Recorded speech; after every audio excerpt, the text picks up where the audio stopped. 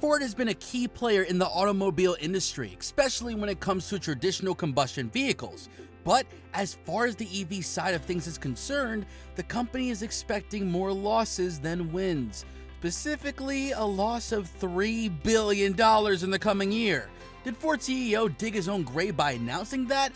And is this the end of the EV race for the automaker? Let's find out. Ford is certainly feeling brave. The company recently announced that it is expecting to lose $3 billion on the sales of EVs to consumers this year. The news is definitely shocking, but not because of the projected losses, but because legacy automakers rarely step up and break bad news like this. However, in fairness, Ford is urging consumers and shareholders to look on the bright side, as according to the latest announcement, the company still expects to hit its profit targets for this year. Those are projected to be somewhere between $9 billion and $11 billion. Ford expects those losses to come back before expenses from interest and taxes. The same goes for profits. What's more, the company expects to improve on the 40% operating loss margin from last year. Back in 2021, Ford managed to sell a disappointing number of 96,000 EVs, bringing in $5.3 billion in revenue. Those numbers are certainly not impressive when putting it up with the 4.2 million total vehicles sold by the company that year. However, the company is aiming for an 8% profit margin by the end of 2026. As for this year, Ford has plans to increase EV production and manage an annual rate of 2 million EV sales by the end of this year. Unfortunately, Wall Street analysts don't think the same way. Adam Jones from Morgan Stanley expects negative gross margins between the range of 10% and 20% for the Ford Model E. Stanley also thinks that the adjusted EBIT margins will be between negative 20% and negative 30%. In simple terms, that means significant losses. At the same time, Emmanuel Rosner from the Deutsche Bank thinks that the company should be expecting gross losses of around $9,000 per EV sold.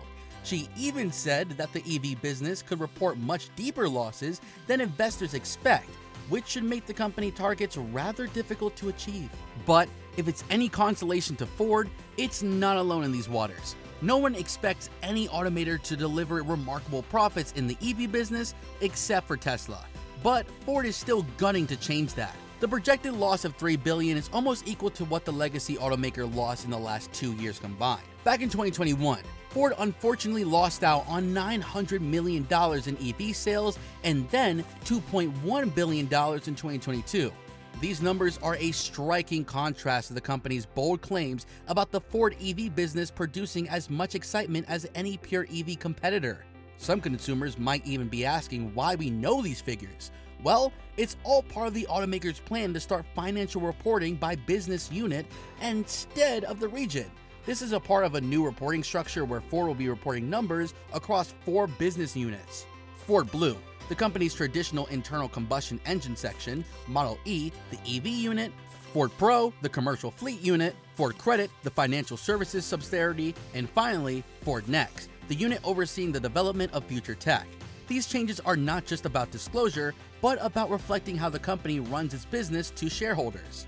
Jim Farley, company's CFO, thinks that the changes are significant. According to him, it's not the first time Ford Motor Co. has had to reimagine its future or carve out its own path that's different from other companies. And with these changes, there's only one hope: to improve profits. While Ford was struggling to get its EVs on the road last year, Tesla reported a 22% profit in the fourth quarter for last year. And that's without the cost of interest and taxes. Despite the grim circumstances, Ford is still holding on. The company's CFO, John Lawler, was questioned about the automobile manufacturer plan to hit EV's profit goals for the year in an investor conference call recently, and here's what he said. Look, it's about the talent we have. We all know there's one profitable EV manufacturer.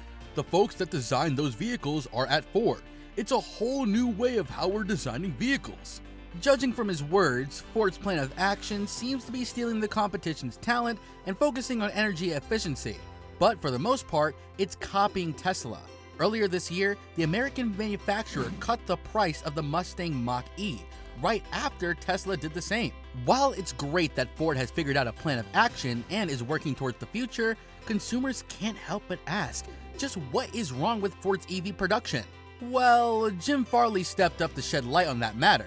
During an earnings call not too long ago, the CFO revealed that the company ran into a bunch of problems during the production of the F-150 Lightning EV pickup. For starters, the production team didn't know that the wiring harness for Mach-E was 1.6 kilometers longer than what they needed.